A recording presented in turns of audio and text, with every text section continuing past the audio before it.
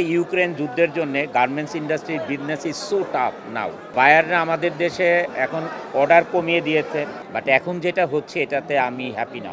মানে রাস্তাঘাটে যে যাকে পারছে মারামারি শুরু করে দিচ্ছে। দেশের নিরাপত্তা থাকতে হবে কঠিন।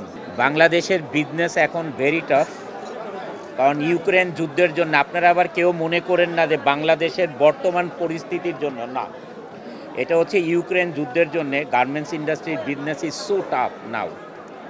কারণ হরমুজ প্রণালী দিয়ে যে ভেসেল যেত, এটা আমেরিকা যেত 35 দিন, আর ইউরোপে যেত হচ্ছে ম্যাক্সিমাম 26 দিন।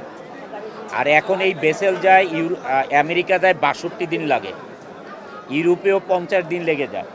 কারণ হরমুজ প্রণালী দিয়ে ভেসেল না যাওয়ার কারণে বায়াররা আমাদের দেশে এখন অর্ডার কমিয়ে দিয়েছে, সিজন আমরা ধরতে পারছি না বিদায়, এবং প্রাইস কমিয়ে দিয়েছেন।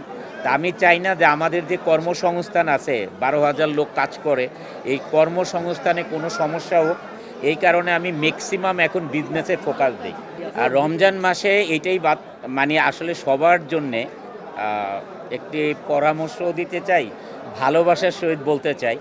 আসলে আমরা যে এই যে ভেদাভেদ শুরু করেছি দেশে, মানে একে অপরের প্রতি শ্রদ্ধা নেই, মানে আমরা সবাই মনে হচ্ছে স্বাধীন, এগুলির থেকে বিরত থাকতে হবে। আসলে গুরুজনকে শ্রদ্ধা করতে হবে, একে অপরকে শ্রদ্ধা করতে হবে, তাহলে আমাদের দেশ এগিয়ে যাবে। বাট এখন যেটা হচ্ছে এটাতে আমি হ্যাপি না।